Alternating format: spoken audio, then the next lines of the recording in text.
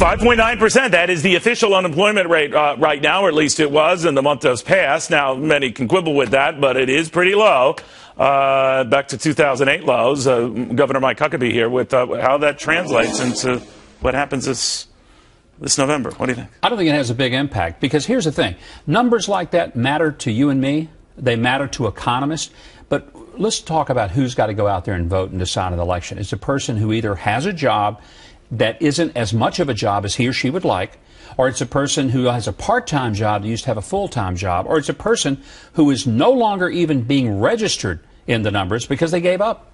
So ultimately the question is, are people satisfied with the economy, and are they satisfied with the paycheck they're bringing home on this Friday afternoon to their family and saying, hey, family, guess what? We're going to Disney World. Yeah, and there aren't many families doing that. I'm just wondering, though, Governor, I said that I think it's almost too late in the cycle for people to feel this number, react to it.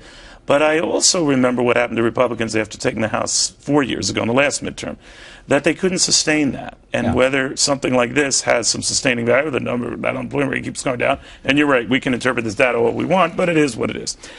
And that it helps Democrats 2 years from now. Well, look, if that was the number that came out today, and the Republicans were, in the White House, I guarantee you we'd be trumpeting it as the greatest thing since sliced bread and toothpaste from a tube. That's just the way politics is. But the ultimate question is, how does it affect that voter at home? Does it change the way things are around the kitchen table tonight? Are you surprised, though, that, the number has come down? And again, it's very specious math, and we know how to rise that. But still, it is down from 10% to 5.9%. But it's remarkable that Americans are as angry and restless as they are. Well, but it's because so many of those folks who had good paying full-time jobs are now looking at a couple of part-time jobs. Right. They don't have the same paycheck and benefits that they had 5 years ago, 4 years ago, many cases 3 years ago. Insurance is going up.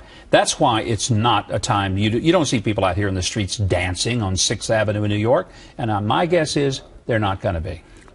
Republicans, though, risk looking like, oh boy, no matter what good economic news comes your way, you'll just complain about it. What should their strategy be? I think they should say, this is good news. We're always happy to see the rate go down. But we ask this question, has it gone better for you? Is your economy doing better? We know that people at the top are doing fine, but how's your economy doing? And if it's not doing well, give us a shot. Let us have the Senate and the House, and then give us the White House in 2 years.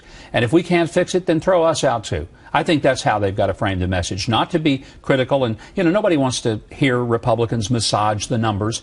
Just say, look, it's good. If it's good for you, it's good. If it's not good for you, then give us a shot. I mentioned at the outset of the show, Governor, this refusal on the part of Democratic leaders, from the President, Nancy Pelosi on down, to call illegals or to call them illegal aliens. Everything but, undocumented workers, assuming and implying that they're just citizens who lost their papers. What do you think of that? Well, I think it's one more way in which we are just not dealing with reality. But it's not just members of the Democratic Party. The Associated Press changed their style book. That's exactly right. And that, to me, is more frightening than what the Democrats are doing. I expected of the Democrats, they're playing politics. What I don't expect is that I use that term deliberately, once credible news organization can't seem to find their voice either. Governor Mike Huckabee, it's always a pleasure, my friend.